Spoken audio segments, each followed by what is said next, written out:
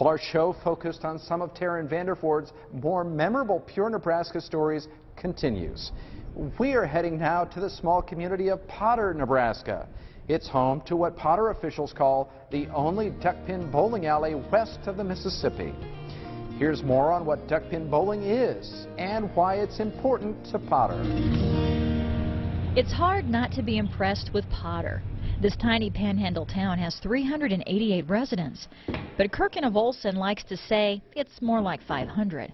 He's one of the community leaders here, devoted to developing Main Street. We've got a great group of volunteers here in Potter, really active, and just whatever we ask them to do, they're just right there in a second to volunteer. Potter is home to the Tin Roof Sundae.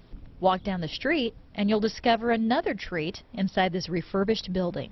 The art teacher down here, great gal, and she gets the students involved in a lot of community projects, and they just painted the letters, the history of Potter, then on the steps, just to take up some space and make it look unique. As these steps tell a tale of Potter, so too does the little game housed upstairs. It's a 3-lane bowling alley, but not what you'd expect. We like to say that it's the only active duckpin bowling alley west of the Mississippi. So we promote it that way, and it actually got started back in the 40s, the way I understand it, and they had leagues all the way through, I think, the mid-50s.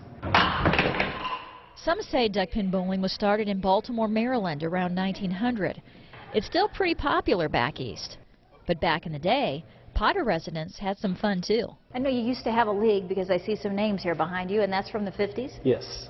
And your dad's name is up there? It is Dad and grandfather's. And today we actually use it for a community center where people would rent it for birthday parties or anniversaries or just school functions. So you have a lot of fun up here.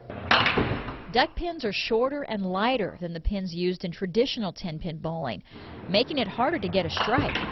The balls don't have finger holes, but they are smaller and lighter, making it a fun game for kids and seniors.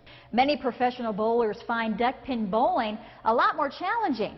And where else can you set your own pins? The one difference between regular bowling and duck pin bowling is you actually get 3 balls. And so you actually have 3 chances to knock down smaller pins, and alley length is maybe not quite as long. And so when you knocked them off, they look like ducks flying away? Yeah. They said when the ball hit them, they just kind of fly and they look like duck wings. So if you're ever flying down Interstate 80 in western Nebraska, slow down for a trip back in time, pull over to Potter, and treat yourself to a taste of history. For Pure Nebraska, I'm Taryn Vanderford.